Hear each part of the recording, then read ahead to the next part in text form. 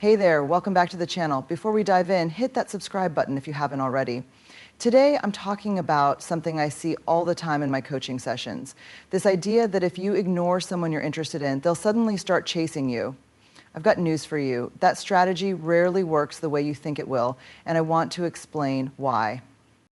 So picture this. You've been texting someone for a while, things seem to be going well, and then you read somewhere that you should pull back, create some mystery, make her chase you.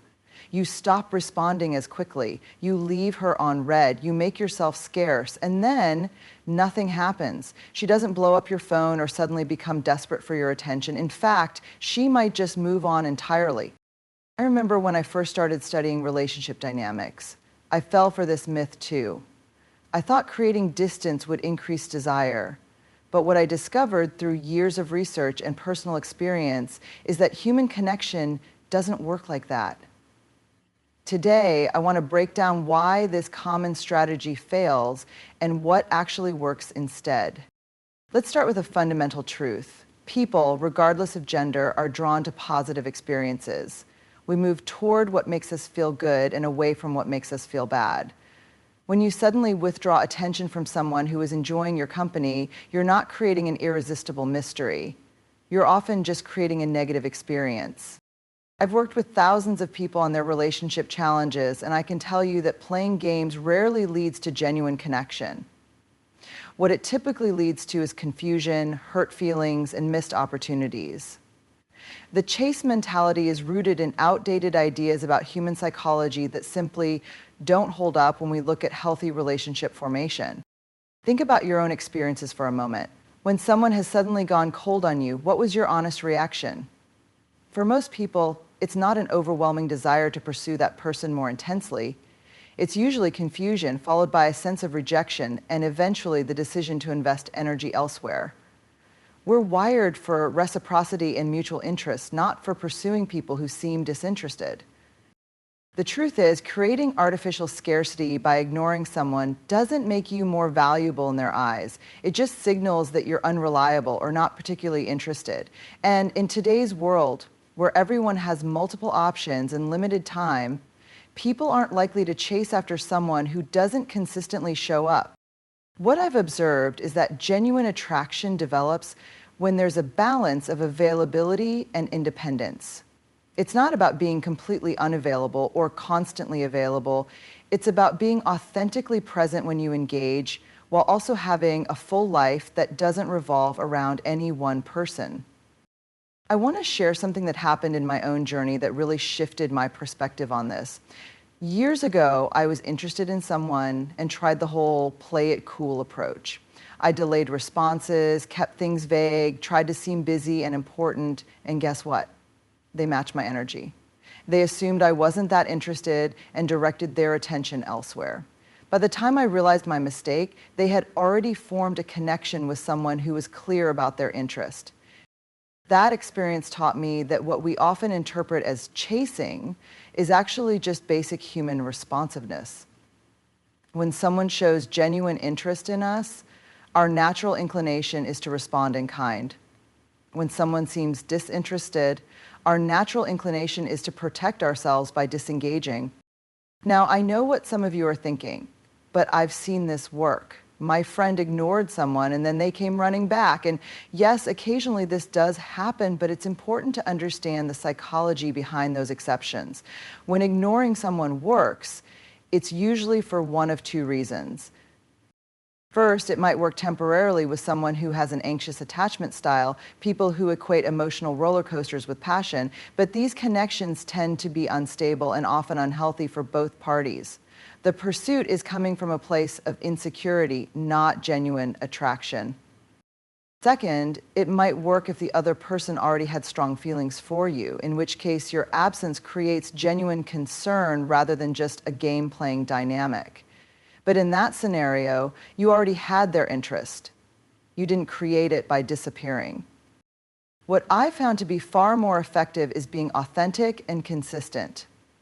This doesn't mean being clingy or overwhelming. It means being clear about your interest while maintaining healthy boundaries. It means respecting both your time and theirs. It means communicating directly rather than relying on manipulation tactics. Let me share what the research actually shows about attraction.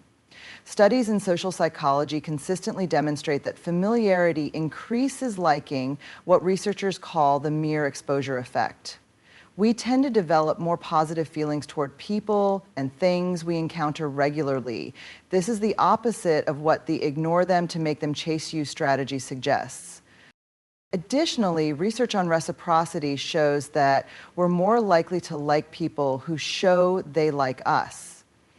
This psychological principle is so powerful that it works even when we're aware it's happening. When someone expresses genuine interest in us, we naturally become more interested in them. This is human nature, not a weakness. I've also observed that confidence, real confidence, not the performed kind, is incredibly attractive. And real confidence doesn't need games or manipulation. Real confidence means being secure enough to express genuine interest without fear of rejection. It means knowing your worth doesn't depend on someone else's response to you. Something I've noticed in my work is that people often resort to these indirect strategies because they're afraid of vulnerability. It feels safer to play games than to risk rejection. But here's the paradox. By trying to protect yourself from rejection through these tactics, you're actually creating the conditions for disconnection. I remember working with a client who had been playing this game for years. He'd meet someone interesting, engage just enough to create interest, then pull back to try to create desire. He had a string of short-term connections, but couldn't understand why none developed into something meaningful.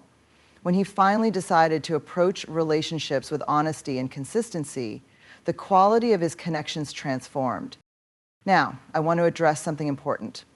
There's a real difference between strategically ignoring someone and having healthy boundaries. Having boundaries means you're not constantly available because you have a full life with multiple priorities. That's healthy and attractive. Strategically ignoring someone, on the other hand, is manipulative because you're artificially creating distance as a tactic. The people who are most successful in forming genuine connections are those who can communicate their boundaries clearly while still expressing authentic interest. They might say, I have a busy week ahead, but I'd love to connect on Friday if you're free. This honors their time while still making their interest clear. There's no game playing involved. I also think it's worth noting that when we approach relationships with a how can I make them chase me mindset, we're already starting from a problematic foundation. This approach treats connection as a competition rather than a collaboration. It puts the focus on winning rather than on genuinely getting to know another person. In my experience, the most fulfilling connections develop when both people are primarily asking, is this person right for me? And am I right for them? Rather than, how can I make them want me? This shift in perspective changes everything. It moves us from manipulation to authenticity, from games to genuine engagement. Something else I've observed is that the ignore them to make them chase you strategy often comes from a place of insecurity. When we doubt our inherent worth, we're more likely to rely on external validation and manipulation tactics. But the irony is that confidence, which comes from self-acceptance rather than external validation, is actually what creates authentic attraction.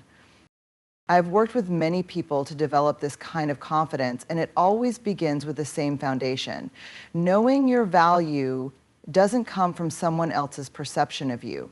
When you truly believe you're worthy of connection, just as you are, you no longer feel the need to play games. You can be straightforward about your interests because rejection doesn't threaten your sense of self. Let's also consider how technology has changed dating dynamics. In a world of dating apps and constant connectivity, people have more options than ever before. When you ignore someone in this context, they don't usually respond by pursuing you more intensely. Most often, they simply redirect their attention to someone who is communicative and clear about their interest. I've seen this play out countless times. The person who takes 3 days to respond to a message isn't creating intrigue. They're creating an opportunity for someone else to show up consistently. The modern dating landscape rewards clear communication and authentic engagement, not artificially created scarcity. Another critical point, when you use tactics like ignoring someone to generate interest, you're attracting people who respond to manipulation rather than authentic connection. Is that really what you want? In my experience, the healthiest relationships form between people who are drawn to authenticity, not to game playing. I had a profound realization about this when I was analyzing my own past relationships. The connections that lasted, that brought real fulfillment, weren't the ones with the most drama or the biggest highs and lows. They were the ones with consistent mutual interest, clear communication, and genuine care. The game playing always led to exactly the kind of connections you'd expect from games, superficial and ultimately unsatisfying. Now, I understand there's a certain narrative in our culture that valorizes the chase.